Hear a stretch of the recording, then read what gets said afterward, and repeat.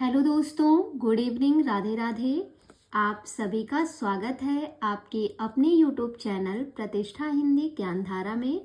तो दोस्तों, आप सभी जान रहे हैं इस समय हम लोग नाटक विधा को पढ़ रहे हैं, जिसमें आज ये जो है हम लोग देखेंगे पंचम उत्थान समकालीन नाटक।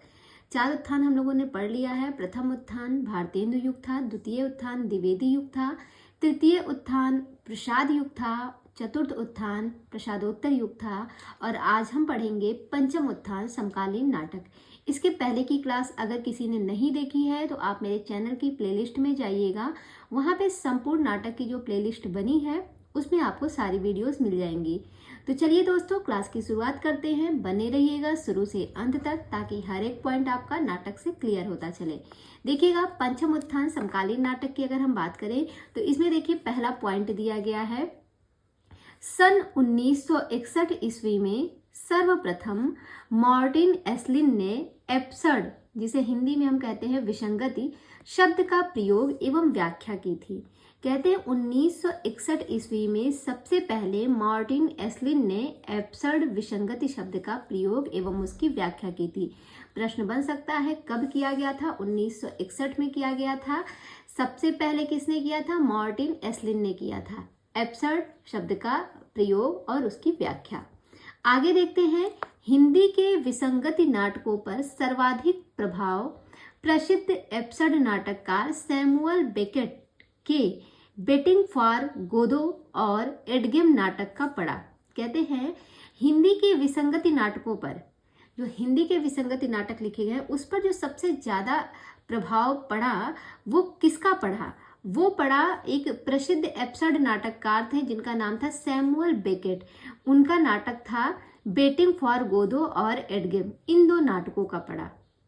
समझ में आई ये लाइन? आगे बढ़ते हैं। हिंदी में विसंगति नाटकों की शुरुआत भुवनेश्वर के लघु नाटक ऊसर 1938 ईस्वी से माना जाता है। कहते हैं हिंदी में, पहले ये समझिएगा, हिंदी में जो विसंगति नाटक है इसका जो प्रभाव है, सर्वाधिक प्रभाव किसके नाटकों से पड़ा? तो एक एब्सर्ड नाटककार थे जिनका नाम था सैमुअल बेकेट। इनके दो नाटक थे, वेटिंग फॉर गोदो और एडगेम। इन दो नाटकों से जो है, इन्हीं दो नाटकों का प्रभाव जो है हिंदी के विसंगति नाटकों पर सबसे ज्यादा पड़ा। उसके बाद कहते हैं कि हिंदी में विसंगति नाटकों की शुरुआत जो है वो किससे मानी गई? तो भुवनेश्वर का एक लघु नाटक था जिसका नाम था ऊसर। 1938 ईस्वी में ये रचना लिखी गई थी। इससे जो है हिंदी में विसंगति नाटकों की शुरुआत मानी जाती है। यहाँ पर अगर हम एब्सर्ड शब्द की बात करें तो एब्सर्ड शब्द जो है ये इंग्लिश का शब्द है, आप सभी लोग जानते हैं। अगर इसके अर्थ की बात करें तो इसके अर्थ में हम, इसका अर्थ जो है वो कई प्रकार से है। जैसे इसका अर्थ होता है विवेकहीन, बेतुका, उद्देश्यहीन, असंगत, निरर्थकता। हाँ, ये एब्सर्ड के जो कह सकते हैं इसके अर्थ होते हैं। और इसी एब्सर्ड शब्द जो है ये इंग्लिश का शब्द है और इसी को जब हिंदी में हम लोग प्रयोग किए तो इसी को हिंदी में असंगत या फिर विसंगत नाटक कहा जाता है। ये पहले समझ जाइएगा। अब जैसे अगर हम बात करें कि ये विसंगति या असंगत नाटक क्या होता है, देखिए इसका जो होता है मानव जीवन का निरुद्देश, अगर इसकी परिभाषा पूछे तो मानव जीवन का निरुद्देश और अर्थहीन होना। मानव जीवन का निरुद्देश और अर्थहीन होना, ये इसकी मतलब अगर शॉर्ट में देखें तो इसकी परिभाषा होती है किसकी? विसंगति नाटक की। अगर कभी प्रश्न बन जाए विसंगति नाटक क्या है तो इसकी ये सिंपल सी परिभाषा होती है कि मानव जीवन का निरुद्देश और अर्थहीन होना। ठीक है, तो ये इतने पॉइंट्स आप क्लियर रखिएगा। और अगर आप इसको अच्छे से समझना चाहते हैं तो आप इसको अपने शब्दों में कह सकते हैं कि विसंगति नाटक वे नाटक होते हैं जो मानव जीवन का निरुद्देश और उसके अर्थहीन होने को दिखाता है, वही विसंगति नाटक होते हैं। इसको अगर आप अपने शब्दों में लेंगे तो ये कुछ 2-4 पॉइंट थे जो मतलब समझना चाहिए। अगर कभी प्रश्न बन जाए या इंटरव्यू में पूछे तो आप ये चीज जाने रहिए। ठीक है, तो उन्हीं नाटकों की हम बात कर रहे हैं। तो कहते हैं कि हिंदी में जो विसंगति नाटक की शुरुआत हुई थी वो किससे मानी गई थी? वो भुवनेश्वर का एक लघु नाटक था जिसका नाम था ऊसर। 1938 ईस्वी से इसकी शुरुआत मानी गई हिंदी में विसंगति नाटकों की। अगला पॉइंट है, डॉक्टर गिरीश रस्तोगी एवं डॉक्टर मदान ने हिंदी में विसंगति नाटकों की शुरुआत भुवनेश्वर के नाटक तांबे के कीड़े 1946 ईस्वी से माना। अब देखिए, कहते हैं दो लेखक ऐसे थे जिनका नाम था, जिसमें से एक का नाम है गिरीश रस्तोगी और दूसरे थे डॉक्टर मदान। ये दोनों लोग जो है वो कहते हैं कि हिंदी में जो विसंगति नाटकों की शुरुआत हुई थी वो हुई तो थी भुवनेश्वर के नाटक से, जैसा कि हमने ऊपर भी पढ़ा, लेकिन इनका एक नाटक था तांबे के कीड़े जो कि 1946 में लिखी गई थी। इस रचना से इन दोनों लोग मानते हैं कि विसंगति नाटक की शुरुआत हुई। लेकिन ऑल ओवर अगर पूछा जाए तो विसंगति नाटक की जो शुरुआत हुई वो भुवनेश्वर का एक लघु नाटक था जिसका नाम था ऊषर। 1938 ईस्वी में ये रचना लिखी गई थी, इससे इसकी शुरुआत मानी जाती है। अगर इन दोनों लोगों के अनुसार पूछेगा तब हम लगाएंगे तांबे के कीड़े, नहीं तो फिर ऊसर लगाएंगे। ठीक है, इस पॉइंट को आप ध्यान रखिएगा। आगे बढ़ते हैं। नेक्स्ट पॉइंट है सन 1936 ईस्वी में प्रकाशित कारवां भुवनेश्वर का एकमात्र नाट्य संकलन है। इसमें श्यामा एक वैवाहिक विडंबना 1933, प्रतिभा का विवाह 1933, शैतान 1934 एवं रहस्य रोमांस 1935 आदि नाटक संकलित है। अब देखिए, भुवनेश्वर के 3 रचनाएं हमने यहाँ पे देखी। सबसे पहला है कि भुवनेश्वर का जो नाटक है, लघु नाटक है ऊषर, इससे हिंदी में विसंगति नाटकों की शुरुआत मानी गई। फिर उसके बाद 2 लेखक आते हैं, गिरीश रस्तोगी और डॉक्टर मदान। ये कहते हैं हिंदी में विसंगति नाटकों की शुरुआत जो है वो भुवनेश्वर के नाटक ऊषर से नहीं बल्कि तांबे के कीड़े से इन लोगों ने माना इसकी शुरुआत। फिर तीसरा पॉइंट आता है कि 1936 में इनकी एक रचना प्रकाशित हुई थी कारवां, जो कि एक नाट्य संकलन था। हाँ, इनकी एकमात्र यही जो है नाट्य संकलन, यही एक रचना है, इसको ध्यान रखिएगा। अब इसमें इनकी कौन कौन सी रचनाएं संकलित हैं, ठीक है, नाट्य संकलन है एकमात्र यही कारवां, तो इसमें कौन कौन से इनके जो है नाटक संकलित हैं वो हैं श्यामा एक वैवाहिक विडंबना 33 की है, प्रतिभा का विवाह 33 की है, शैतान 34 की है और रहस्य रोमांस 1935 की है। ये सारी रचनाएं इसमें संकलित है। अब कैसे याद करेंगे? कहते हैं भाई प्रतिभा नाम की कोई लड़की है, ठीक है, कहते हैं प्रतिभा का विवाह हो गया किससे? एक शैतान व्यक्ति से। प्रतिभा नाम की कोई लड़की है, उसका विवाह हो जाता है शैतान से। एक शैतान से उसका विवाह हो जाता है, और जब शैतान से विवाह हो जाता है तो लोग कहते हैं भाई ये तो बड़ी वैवाहिक विडंबना हो गई। विवाह हुआ, विवाह भी बड़ी विडंबना वाली है। कैसा विवाह है? मतलब लड़की का विवाह, जो प्रतिभा है उसका विवाह शैतान से हो रहा है। और अब जब शैतान से विवाह हुआ तो फिर ये एक रहस्य रोमांस ही तो हुआ आगे चल के। हाँ, तो ये इनका जो रोमांस हुआ वो तो एक रहस्य रह गया, क्योंकि प्रतिभा का जो विवाह है वो शैतान के साथ हो रहा है, जो कि एक वैवाहिक विडंबना है। कहते हैं भाई अब इनका जो रोमांस भी होगा वो एक रहस्य रोमांस बन के रह गया। तो ये इस तरीके से आप इनको पढ़ेंगे तो आपको इनकी सारी रचनाएं याद रहेंगी। और ये सब किसमें संकलित है? कारवां में संकलित है। ये लाइन क्लियर रखिएगा। 1936 में ये प्रकाशित हुआ था कारवां। ऊसर जो है 1938 में हुआ था, और तांबे के कीड़े कब हुए थे? 1946 ईस्वी में। काफी इंपॉर्टेंट पॉइंट है, तो सभी को ध्यान रखिएगा। आगे देखेंगे, मोहन राकेश आधुनिकता बोध के नाटककार हैं। जो मोहन राकेश हैं वो आधुनिकता बोध के नाटककार हैं। इनके प्रमुख नाटक निम्न हैं। अब इनके हम नाटकों की बात करते हैं, वर्ष को देखेंगे, प्रकार देखेंगे, इसमें पुरुषों कौन कौन से पात्र हैं, पुरुष वर्ग के कौन से हैं, स्त्री वाले कौन से हैं, ठीक है, किस नाटक में स्त्री पात्र कौन सी हैं। तो एक एक करके इनके सारे नाटकों को देखते हैं।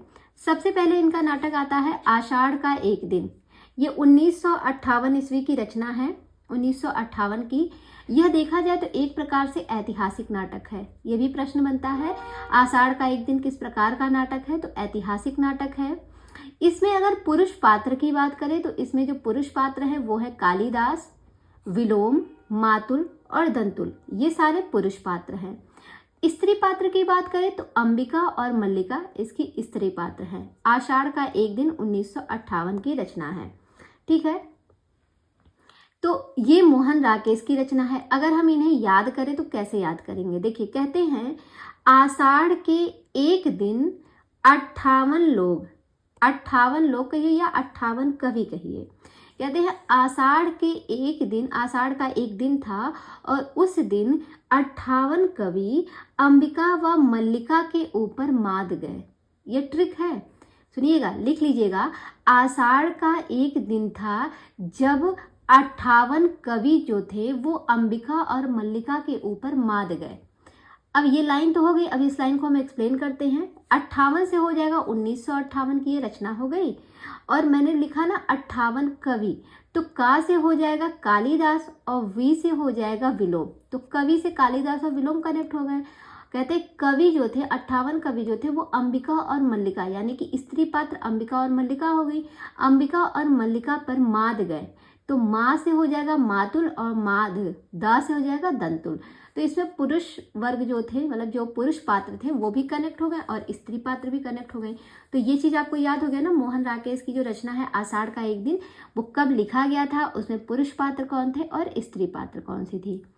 आगे बात करेंगे लहरों के राजहंस। लहरों के राजहंस 1963 ईस्वी की रचना है। ये एक प्रकार से ऐतिहासिक नाटक है। पुरुष की बात करें तो इसमें जो पुरुष पात्र हैं वो है नंद, श्यामांग, आनंद, ये 3 पुरुष पात्र हैं। स्त्री की बात करें तो स्त्री में आ जाएंगी सुंदरी और अलका, ये 2 स्त्रियां हैं। तो ये लहरों के राजहंस 1963 की है। अब इन्हें कैसे याद करेंगे, देखिए कहते हैं, देखिए जब लहरें होती हैं, जब बारिश होती है तो जब लहरें गिरती हैं तो कैसे गिरती है, ऐसे तिरछी तिरछी लहरें आती हैं ना। तिरछी तिरछी से 63 को आप कनेक्ट कर लेंगे, तिरछे तिरछे से 63 कनेक्ट हो जाएगा। कहते हैं भाई जब तिरछी तिरछी लहरें चलती हैं, हाँ ऐसे याद करिएगा, लहरें जो है वो तिरछी तिरछी चल रही थी। कहाँ पर, तो कहेंगे शाम में। शाम का टाइम यानी कि इवनिंग। तो कहते हैं लहरें जो है वो तिरछी तिरछी चल रही थी शाम में। कहाँ पर, नंद के घर पे। शाम से हो जाएगा श्याम और नंद से हो जाएगा नंद। इतना आपको कनेक्ट हुआ। फिर आगे कहते हैं जिससे नंद के घर पे क्या होता है, आनंद आ जाता है। अगर आपके घर पर शाम के टाइम ऐसे बारिश का मौसम हो, लहरें तिरछी तिरछी बारिश की बूंदें गिरे, तो आपके अंदर भी खुशी होगी ना। तो वैसे ही आप इनको रिलेट कर लीजिए। कहते हैं लहरें जो है वो तिरछी तिरछी चल रही थी शाम में नंद के घर, और जिससे क्या होता है, नंद के घर आनंद आ जाता है। और सुंदरी जो न है, सुंदरी नाम की जो लड़की है वो उसको लक मान लेती है। उसको क्या मान लेती है, उसको एक लक मान लेती है। जैसे होता नहीं भाई मेरा लक अच्छा था कि आज मैं यहाँ पहुंची, ये चीज हो गया। तो कहते हैं उसको लक मान लेती है, इत्तेफाक से ये चीज हो गया, मैं इत्तेफाक से यहाँ पे आई और देखो कितना अच्छा मौसम हो गया। तो सुंदरी क्या मानती है, उस लहरों को, उसको एक लक मान लेती है। लक से हो जाएगा अलका और सुंदरी से सुंदरी। तो स्त्री पात्र भी इसका कनेक्ट हो गया। आसानी से इनको आप रिलेट कर सकते हैं। आगे बात करेंगे आधे अधूरे। आधे अधूरे ये भी मोहन राकेश का नाटक है। 1969 ईस्वी में लिखा गया ये नाटक है आधे अधूरे।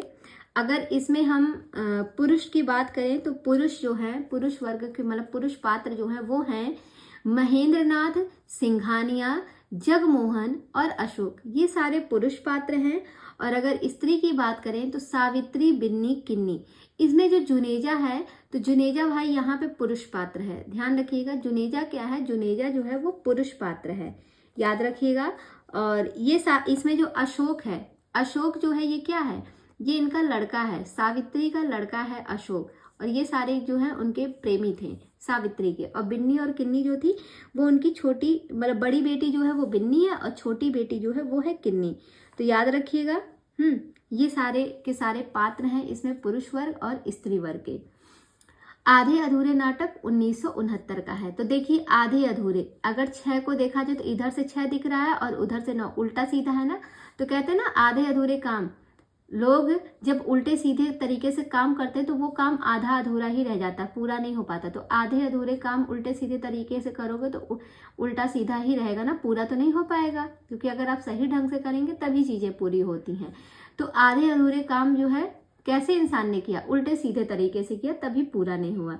तो ऐसे आप इनको याद कर सकते हैं। और अगर इनकी ट्रिक आपको चाहिए तो इनकी ट्रिक है कि महेंद्र सिंह, इसको सुनिएगा, महेंद्र सिंह व अशोक इस जग में आधे अधूरे रह जाते हैं, इसलिए सावित्री व जुनेजा बिन्नी और किन्नी को तैयार करती हैं। ये पूरी ट्रिक है कि महेंद्र सिंह जो है, महेंद्र सिंह व अशोक इस जग में, जग से हो जाएगा जगमोहन और सिंह से हो जाएगा सिंघानिया। तो महेंद्र सिंह और अशोक इस जग में आधे अधूरे रह जाते हैं, इसलिए जो है सावित्री व जुनेजा, सावित्री व जुनेजा जो है बिन्नी और किन्नी को तैयार करती हैं। तो इससे हो जाएगा कि ये सारे के सारे स्त्री पात्र और पुरुष पात्र हैं, ठीक है। और इनका समय आधे अधूरे का आप याद ही कर सकते हैं, 1969 का है।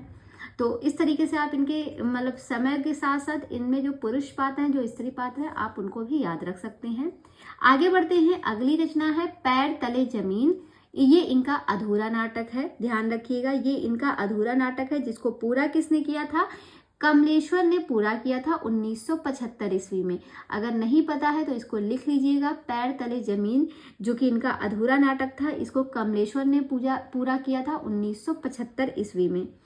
आगे है अंडे के छिलके, ये एकांकी विधा है। ये क्या है? ये मोहन राकेश का एकांकी है, अंडे के छिलके। अगली रचना है सिपाही की माँ। सिपाही की माँ ये एकांकी विधा है। प्यालियां टूटती हैं, ये भी एकांकी है। बहुत बड़ा सवाल, ये भी एकांकी है।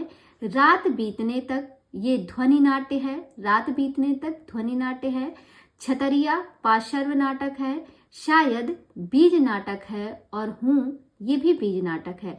तो ये सारे के सारे किसके द्वारा लिखे गए हैं? मोहन राकेश के द्वारा लिखी गई रचनाएं हैं। देखिए इनके जितने भी नाटक दिए गए हैं यहाँ पे, अगर आपको इनके सारे नाटकों को याद करना है ट्रिक के माध्यम से, तो इसकी जो ट्रिक है वो मेरे ही चैनल पे पड़ी हुई है। मैंने इसकी अलग से एक वीडियो अपलोड की है, बहुत पहले मैंने इसको पढ़ाया था। जो आपने देखा होगा, आप जाइएगा मेरे चैनल की प्लेलिस्ट में, वहाँ पे नाटक की प्लेलिस्ट एक बना के रखी गई है। उसमें आपको जो इम्पोर्टेंट नाटक हैं जिन जिन लेखकों के, जहाँ से प्रश्न ज़्यादा बनते हैं, उसमें कुछ लोगों का मैंने जो है ट्रिक के माध्यम से एक एक करके मैंने वहाँ पे पढ़ाया है। तो वहाँ पे आपको मोहन राकेश का ये संपूर्ण वीडियो मिल जाएगा, जहाँ पे उनके सारे नाटकों को मैंने ट्रिक से याद कराया है। तो और उसकी लिंक मैं अपने इस चैनल के डिस्क्रिप्शन में भी डाल दूंगी इस वीडियो के, आप वहां से भी जाके देख सकते हैं अगर आपको पूरा याद रखना है। और अगर आपको याद है तो फिर अच्छी बात है। आगे देखते हैं, नेक्स्ट पॉइंट है लहरों के राजहंस नाटक की रचना मोहन राकेश ने अश्वघोष के महाकाव्य सौंदर्यानंद के आधार पर किया था। यहाँ सौरानंद लिखा है, यहाँ पे होगा जाएगा सौंदर्यानंद, इनकी रचना का नाम है। तो कहते हैं ये जो लहरों के राजहंस हैं, जो कि 1963 ईस्वी में लिखी गई रचना है, इस नाटक की जो रचना है वो मोहन राकेश ने किस आधार पर की थी? अश्वघोष का एक महाकाव्य था सौंदर्यानंद, उसके आधार पर इसकी रचना की गई थी। इस नाटक की रचना की गई थी। कौन से नाटक की? लहरों के राजहंस। आगे बात करेंगे, अगला पॉइंट है आधे अधूरे नाटक को समकालीन जिंदगी का पहला सार्थक हिंदी नाटक माना जाता है।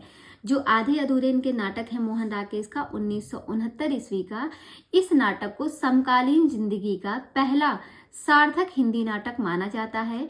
आधे अधूरे नाटक को मील का पत्थर भी कहा जाता है। ये भी प्रश्न कई बार बना हुआ है कि किस नाटक को मील का पत्थर कहा गया है। तो आधे अधूरे नाटक को जो है मील का पत्थर भी कहा गया है। इसको आप इंपॉर्टेंट रखिएगा, दोनों पॉइंट इंपॉर्टेंट है। अगला पॉइंट है बीज नाटक को ही वस्तुतः लघु नाटक कहा जाता है। जो बीज नाटक होते हैं, जिस बीज नाटक कौन कौन से मोहन राकेश ने लिखे हैं? शायद और हूँ, ये दो नाटक जो थे उनके बीज नाटक थे। तो कहते हैं बीज नाटक को ही वस्तुतः लघु नाटक कहा जाता है, अर्थात बीज नाटक लघु आकार के ऐसे नाट्य प्रयोग होते हैं जिनमें विस्तार को समेटने की क्षमता होती है। नेक्स्ट पॉइंट है सन 1958 ईस्वी में प्रकाशित डॉक्टर नाटक विष्णु प्रभाकर का एक मनोवैज्ञानिक सामाजिक नाटक है। कहते हैं सन 1958 ईस्वी में प्रकाशित एक नाटक है डॉक्टर, जो कि विष्णु प्रभाकर के द्वारा लिखा गया है। यह एक मनोवैज्ञानिक सामाजिक नाटक है। ये भी प्रश्न कई बार बना है। डॉक्टर जो है 1958 की रचना है, विष्णु प्रभाकर के द्वारा लिखी गई है, और यह एक मनोवैज्ञानिक सामाजिक नाटक है। जो लोग मनोविज्ञान को पढ़े रहते हैं और किसी के मन की चीज़ों को जान लेते हैं, तो कहते हैं ना भैया आप डॉक्टर हैं क्या? तो डॉक्टर कैसा है, ये किस प्रकार की रचना है? मनोवैज्ञानिक सामाजिक रचना है। मनोविज्ञान समाज में ही लोग करते हैं ना, समाज में ही लोग एक दूसरे के विज्ञान मतलब मन को पढ़ना चाहते हैं।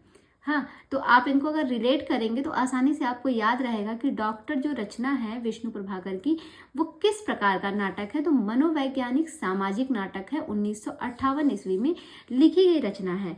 इसके बाद हम बात करेंगे विष्णु प्रभाकर के अन्य नाटकों की। तो इनके जो अन्य नाटक हैं वो हैं युगे युगे क्रांति, 1969 की रचना है। टूटते परिवेश, 1974। कुहासा और किरण, 1975। डरे हुए लोग, 1978। वंदनी, 1979। अब और नहीं, 1981। सत्ता के आर पार, 1981। श्वेत कमल, 1984। सारी रचनाएं विष्णु प्रभाकर के द्वारा लिखी गई हैं और सारे के सारे नाटक किसके हैं? ये विष्णु के प्रभाकर के हैं। किसके द्वारा लिखे गए हैं? विष्णु प्रभाकर के द्वारा ये सारे नाटक जो है लिखे गए हैं। अब इनकी जो रचनाएं हैं इनको याद करते हैं, ठीक है। देखिए, कहते हैं एक डॉक्टर थे जो कि विष्णु भगवान के पास जाते हैं। एक डॉक्टर थे, डॉक्टर से ये इनकी रचना है डॉक्टर। तो जो डॉक्टर थे भाई, उनको भी भगवान की शरण में कभी कभी जरूरत पड़ती है, उनको भी दिक्कत होती, तो वो भी भगवान की पूजा करते हैं, उनसे प्रार्थना करते हैं। तो एक डॉक्टर थे जो किसके पास जाते हैं? विष्णु जी के पास जाते हैं और उनसे कहते हैं कि युग युग से ये जो क्रांति चल रही है, इसकी वजह से टूटते परिवेश में भी कोई जाना नहीं चाहता। इस टूटते परिवेश में कोई जाना नहीं चाहता। यहाँ तक कि कुहासे और किरण में भी डरे हुए लोग नहीं जाना चाहते। जो डरे हुए लोग हैं वो कुहासे और किरण में भी नहीं जाना चाहते हैं। यानी कि सुबह के टाइम में कुहासा पड़ता है और सूर्य की किरणों में रोशनी के टाइम भी वो लोग जाना नहीं चाहते। वो लोग इतने डर चुके हैं इस क्रांति से। कहते हैं एक डॉक्टर हैं, वो कहते हैं भगवान से, विष्णु भगवान से, कि युगों युगों से ये जो क्रांति चल रही है, जिसकी वजह से इस टूटते परिवेश में लोग जाना नहीं चाहते और यहाँ तक कि कुहासा और किरण में भी डरे हुए लोग नहीं जाना चाहते। इसलिए मेरी आपसे वंदनी है या आपसे विनती है या वंदनी है कि अब और नहीं सहा जाता, अब मुझसे और नहीं सहा जाता। सत्ता के आर पार लड़ा जाएगा। अब जो है सत्ता के आर पार लड़ा जाएगा ताकि श्वेत कमल खिल सके। ऐसा विष्णु भगवान से एक डॉक्टर प्रार्थना कर रहे हैं। इस तरीके से पढ़िएगा, इनकी सारी रचनाएं आपको याद हो जाएंगी। और मैं बार बार कह रही हूँ, अगर इसकी ट्रिक आपको लिखी हुई चाहिए तो आप मेरे चैनल की उस प्लेलिस्ट में जाइएगा जो संपूर्ण नाटक वाली प्लेलिस्ट बनी हुई है। मैंने 3-4 महीने पहले पढ़ाया है। वहाँ पे कुछ इंपॉर्टेंट नाटक को मैंने ट्रिक के माध्यम से पढ़ाया है, तो वहाँ से आप जाके उसकी ट्रिक को अच्छे से लिख के याद भी रख सकते हैं। यहाँ पे तो मैं संपूर्ण नाटक पढ़ा रही हूँ पूरा, तो ये तो इम्पोर्टेंट है ही। आगे देखते हैं, नेक्स्ट पॉइंट है भीष्म साहनी का नाटक हानुश चेकोस्लोवाकिया में प्रचलित एक लोक कहानी पर आधारित है। कहते हैं भीष्म साहनी का एक नाटक है हानुश, जो कि कहाँ की प्रचलित एक लोक कथा कहानी पर आधारित है। तो चेकोस्लोवाकिया, ये एक जगह का नाम है चेकोस्लोवाकिया, वहाँ की प्रचलित एक लोक कहानी पर भीष्म साहनी का जो नाटक है हानुश, वो जो है आधारित है। तो ये ध्यान रखिएगा, कभी कभी चेकोस्लोवाकिया पूछ लेता है। तो यह एक जगह का नाम है जो कि मध्य यूरोप के एक पूर्वी देश में स्थित रहा है। और अब जो है इसका अस्तित्व उतना नहीं रहा है। 1993 या 94 तक इसका जो है अस्तित्व था। तो उसी चेकोस्लोवाकिया में प्रचलित एक लोक कहानी पर भीष्म साहनी का ये नाटक जो है आधारित है। वो कौन सा नाटक है? हानुश। इसको ध्यान रखिएगा। आगे बात करेंगे, भीष्म साहनी के अन्य नाटक निम्नलिखित हैं। इनका जो पहला नाटक है हानुश, 1977 ईस्वी में लिखा गया है। चेकोस्लोवाकिया की लोक कथा पर आधारित है, अभी हमने जस्ट ऊपर पढ़ा। दूसरा नाटक है कबीरा खड़ा बाजार में, 1981 ईस्वी की रचना है। कबीर का युग प्रवर्तक व्यक्तित्व इसमें दिखाया गया है। कबीरा खड़ा बाजार में, इससे ही इनकी विषय वस्तु भी समझ में आ जाएगी। कबीर का युग प्रवर्तक व्यक्तित्व इसमें दिखाया गया है। अगली रचना है माधवी। माधवी 1985 की है, महाभारत की कथा पर आधारित है। माधवी जो है कि किस पर है? तो ये महाभारत की कथा पर आधारित है। फिर अगली रचना है मुआवजे। मुआवजे जो है ये 1993 ईस्वी की रचना है। मूलतः पंजाबी में लिखा, स्वयं नाटककार द्वारा हिंदी में अनुदित किया गया है। ध्यान रखिएगा, भीष्म साहनी ने ये जो मुआवजे नाटक है इसको सबसे पहले पंजाबी भाषा में लिखा था, फिर इसको इन्होंने स्वयं ही इसका अनुवाद हिंदी में किया। यहाँ पे विषय वस्तु क्या दिया है कि मूलतः पंजाबी में लिखा स्वयं नाटककार द्वारा हिंदी में अनुदित किया गया।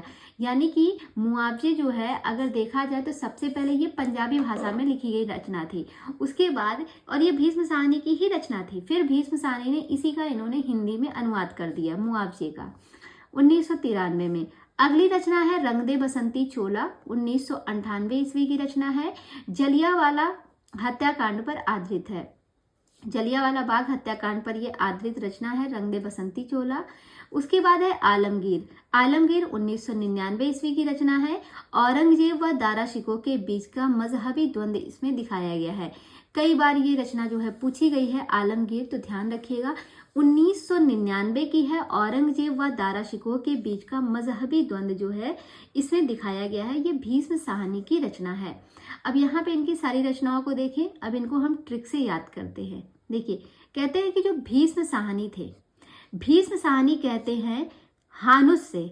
भीष्म साहनी किससे कह रहे हैं? हानुस से कह रहे हैं कि कबीरा बाजार में खड़ा होकर, अब ऐसे तो सेंटेंस नहीं बन रहा है तो ऐसे मैंने बना दिया कि भीष्म साहनी हानुस से कहते हैं कि कबीरा जो है बाजार में खड़ा होकर माधवी नाम की एक लड़की है उससे मुआवजे की मांग कर रहा है और बोल रहा है कि अगर मुआवजा नहीं दोगी, अगर मुआवजा नहीं दोगी तो तुम्हें जो है रंग दे बसंती चोला, रंग दे बसंती चोला वाला गीत गाना पड़ेगा। और कितना गीत गाना पड़ेगा? 9 ठे। कहते हैं अगर तुम मुआवजा नहीं दोगी तो तुम्हें इसी बाजार के बीच में तुम्हें रंग दे बसंती चोला वाला गीत गाना पड़ेगा। वो भी कितना? 9 ठे गीत गाना पड़ेगा इसी आलमगीर में। वो जो बाजार है, उस जैसे होता है ना भाई, हम कौन से बाजार गए थे तो लोग बताते हैं हम कंपनी बाग गए थे, हम आवास विकास गए थे, हम यहाँ गए थे, वहाँ गए थे, नाम लेते हैं ना अपने अपने इलाके का। तो कुछ बाजारों के नाम होते हैं, कोई मॉल में गया तो कह देगा हम जेड स्क्वायर गए थे, कोई कह देगा हम जूडियो गए थे। तो वैसे ही वो कबीरा जिस बाजार में खड़ा था उसका नाम क्या था? आलमगीर था।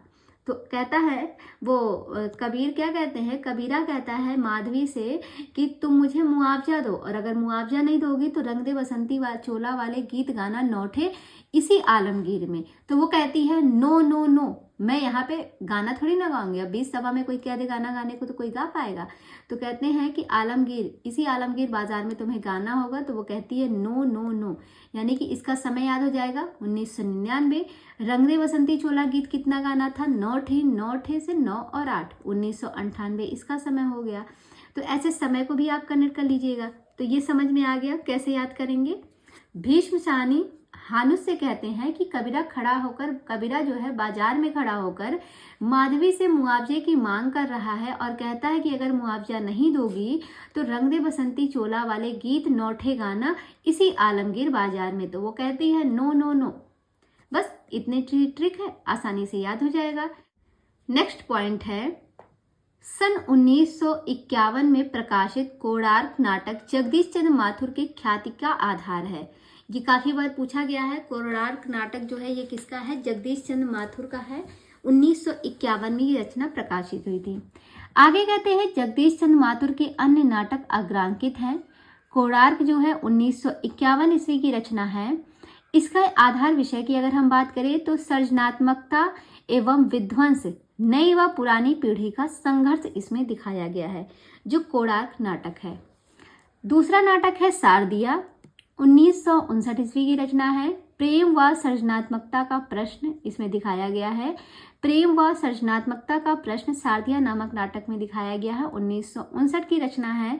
पहला राजा 1969 की है। इसमें इतिहास के माध्यम से नेहरू युग की समस्या का चित्रण किया गया है।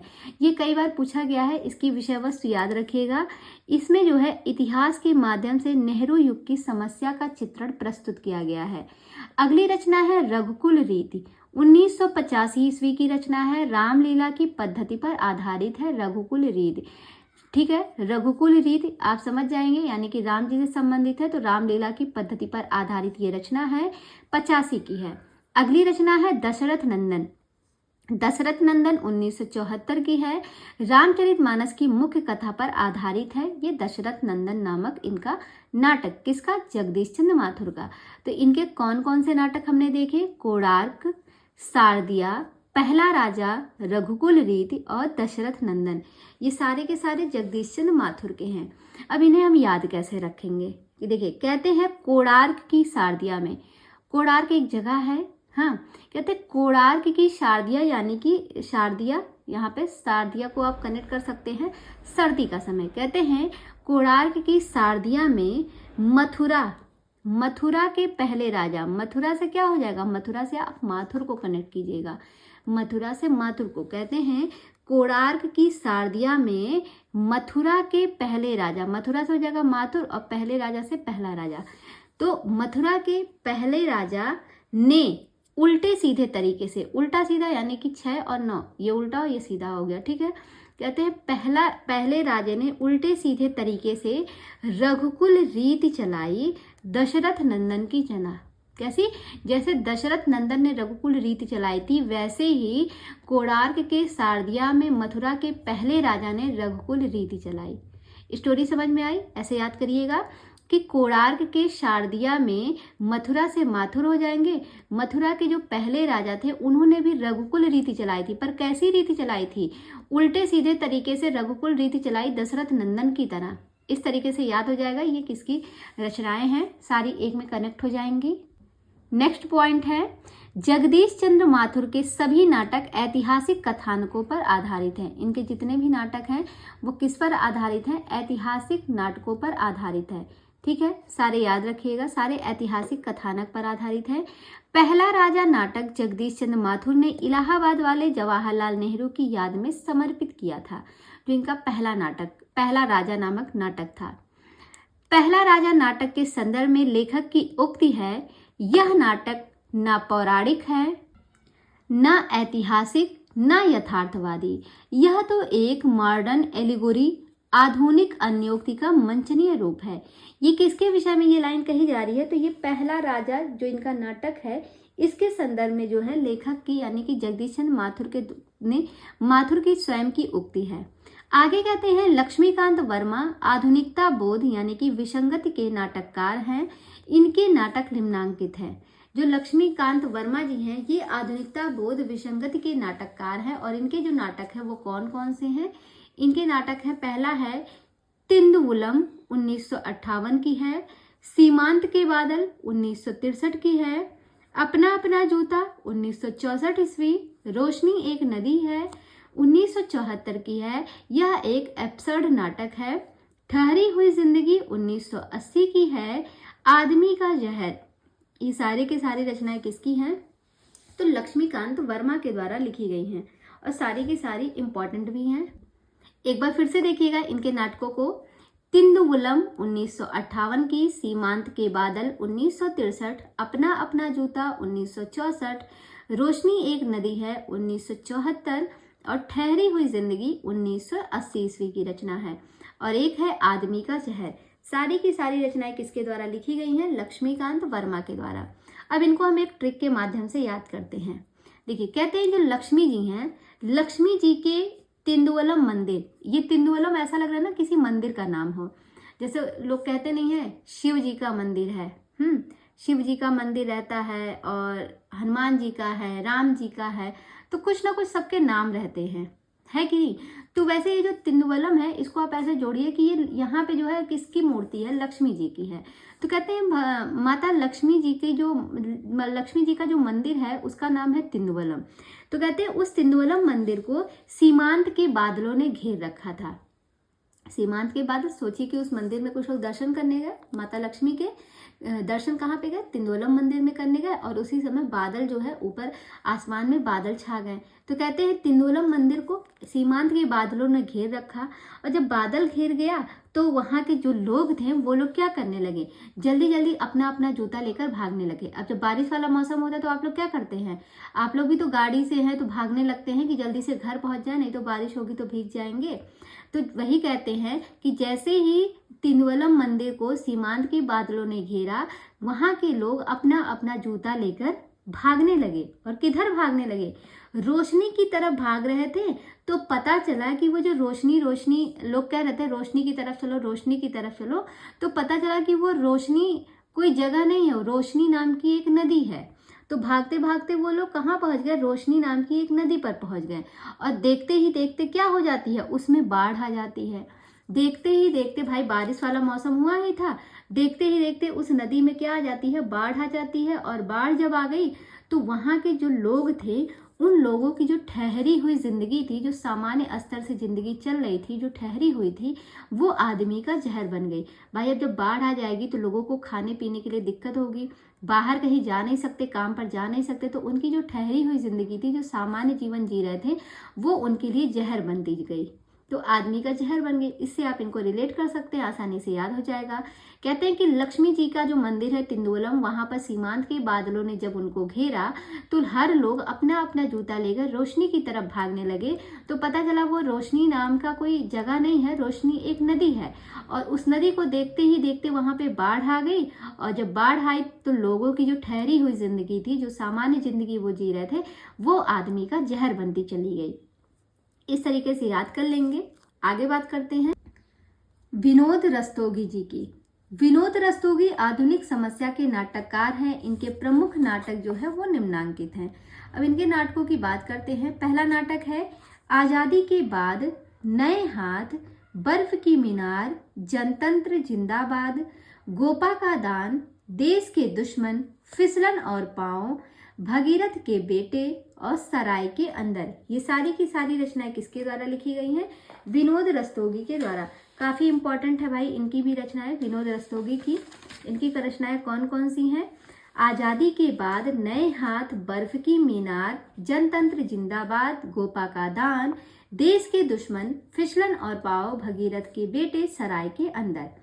अब इन्हें हम कैसे याद करेंगे? देखिए, कहते हैं आजादी, जब देश आजाद हुआ तो आजादी के बाद जो सत्ता है वो नए हाथों में चली गई। भाई देश आजाद हुआ, चुनाव होता है ना, उसके बाद पता चलता है इनकी सत्ता दूसरे के हाथ में चली गई, दूसरा पार्टी जीत गया।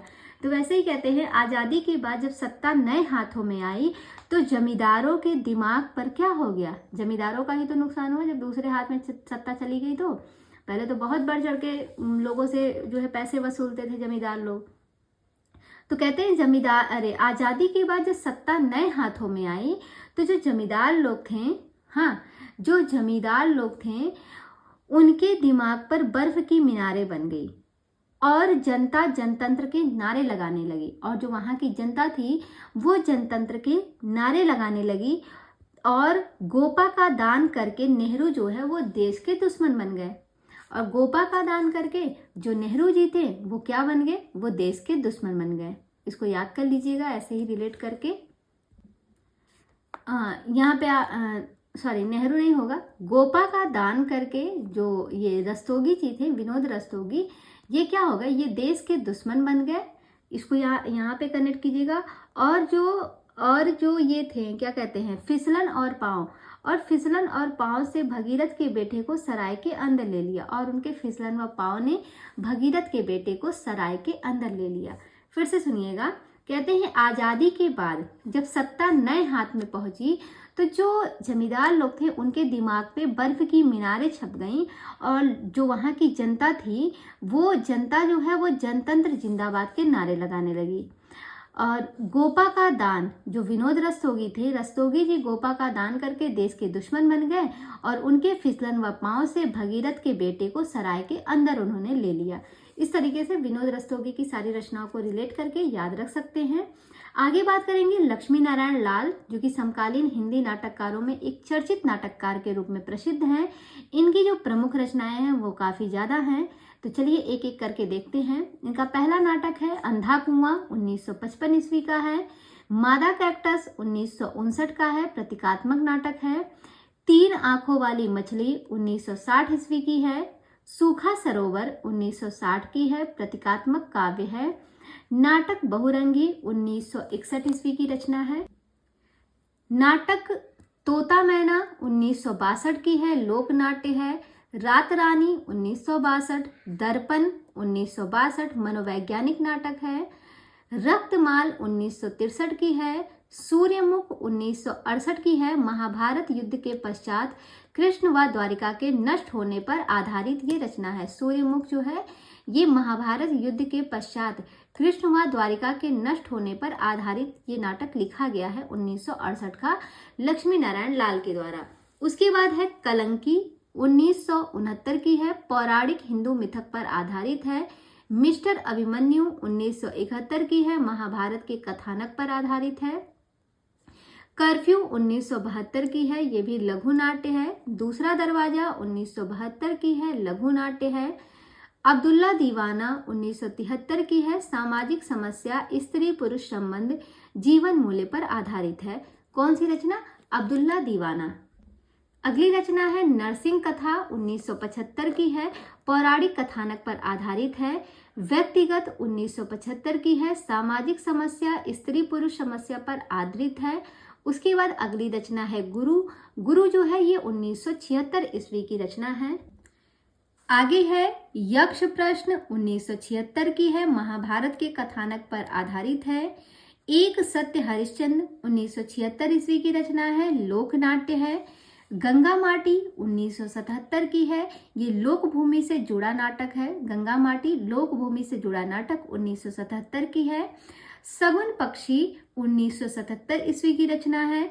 सब रंग मोहभंग 1977 की है। सब रंग मोहभंग कब की है? 1977 ईस्वी की रचना है। लोक नाट्य शैली पर आश्रित एब्सर्ड नाटक है, इसको ध्यान रखिएगा। एक चीज ध्यान रखिएगा, यहाँ पे लिखा है सब रंग मोहभंग, ये नाटक है लक्ष्मी नारायण लाल का 1977 में लिखा गया। एक हम लोगों ने काव्य पढ़ा था जो कि उनकी रचना थी, क्या कहते हैं, मैथिली शरण गुप्त की थी, और वो था रंग में भंग। और एक रंग में भंग नाम से उपन्यास है जो कि जयराम दास गुप्त का उपन्यास है, रंग में भंग।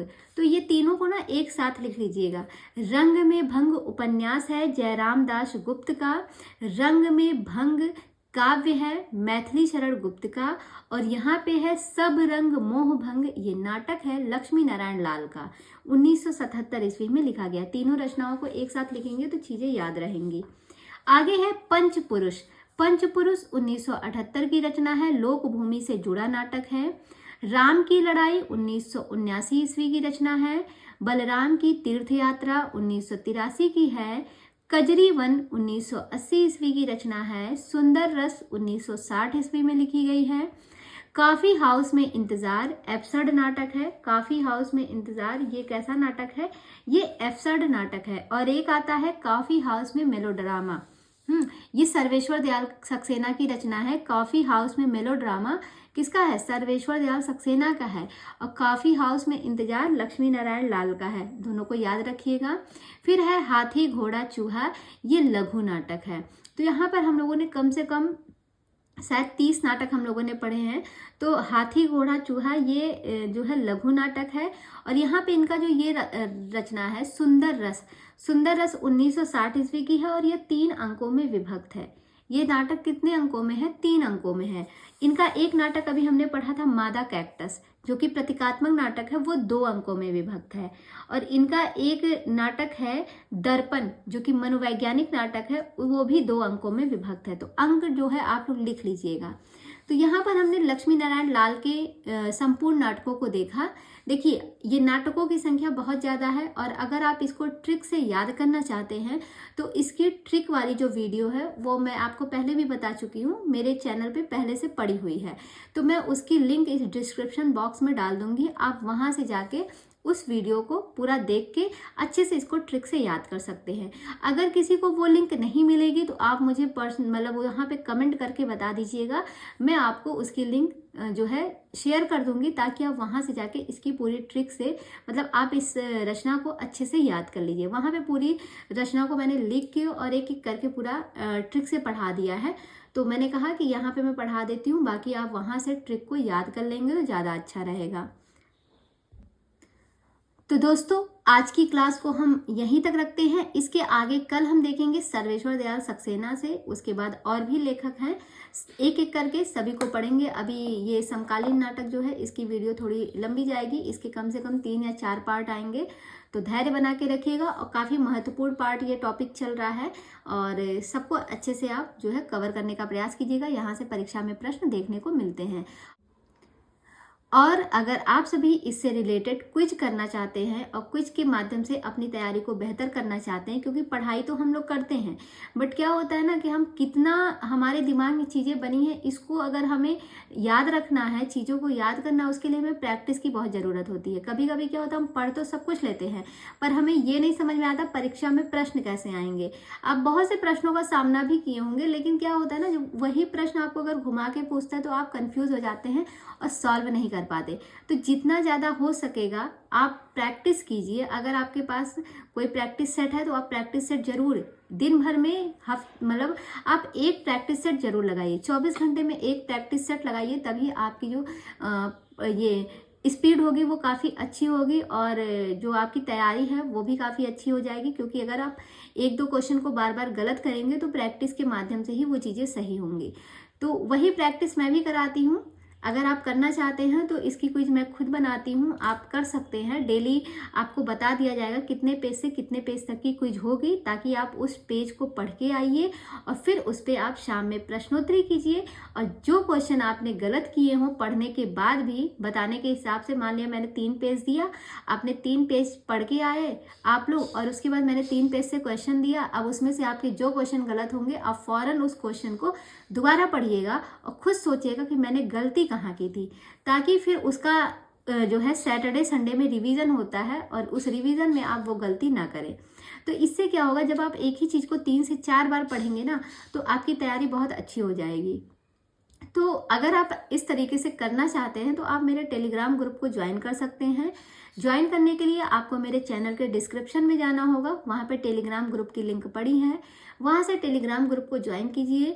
और ग्रुप ज्वाइन करके आप जो है मेरी पर्सनल आईडी पे जाइएगा, वहाँ पे मेरी आईडी आपको मिल जाएगी। जब आप मेंबरशिप में जाएंगे, मेंबर वाली लिस्ट में जाएंगे तो मेरा नाम वहाँ पे शो करेगा, वहाँ से जाके आप मुझे डायरेक्ट जो है मैसेज कीजिएगा कि आप जो है वो क्विज करना चाहते हैं सरस्वती पांडे, गोविंद पांडे की पुस्तक से।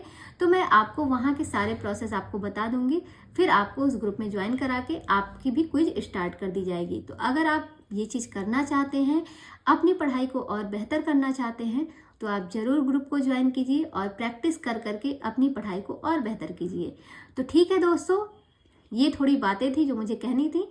बाकी इसके आगे जो है, आगे जो और लेखक हैं उनके नाटकों को हम कल की क्लास में देखेंगे। तो तब तक के लिए बाय बाय, टेक केयर।